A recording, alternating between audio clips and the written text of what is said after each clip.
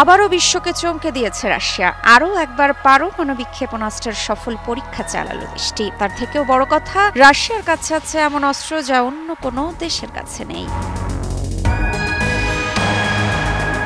২৬ October সংবাদ মাধ্যম মেহের নিউজের বরাতে জানা যায়, রাশিয়ার প্রেসিডেন্ট ভ্লাদিমির পুতিন জানিয়েছেন, সম্প্রতি দেশটি সফলভাবে তার পারমাণবিক শক্তি চালিত আন্তঃমহাদেশীয় ক্রুজ মিসাইল বুরেভেস্তনিক এর পরীক্ষা সম্পন্ন করেছে।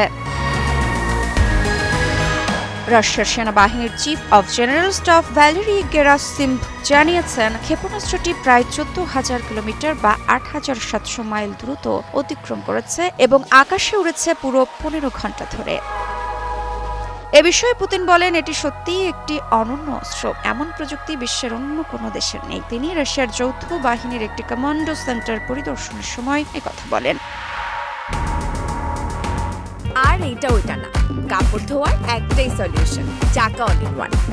বুরেভেস্তনিক রাশিয়ার উন্নত অস্ত্র কর্মসূচির একটি গুরুত্বপূর্ণ অংশ। ন্যাটো এই ক্ষেপণাস্ত্রটিকে SSC-X9 স্কাইফল নামে চিহ্নিত করেছে। তবে ২০১৯ সালে প্রথম আলোচনায় আসে এটি, যখন একটি ব্যর্থ পরীক্ষার পর আর্কটিক অঞ্চলে উদ্ধার অভিযানে প্রাণহানি ঘটে। বিশ্লেষকরা মনে করছেন, এই সফল পরীক্ষা রাশিয়ার দূরপাল্লার আঘাত ক্ষমতা এবং পারমাণবিক প্রযুক্তির আধুনিকীকরণে এক গুরুত্বপূর্ণ অগ্রগতি। বিশ্বজুড়ে নিরাপত্তা ও স্থিতিশীলতার উপর এর প্রভাবও কম নয়।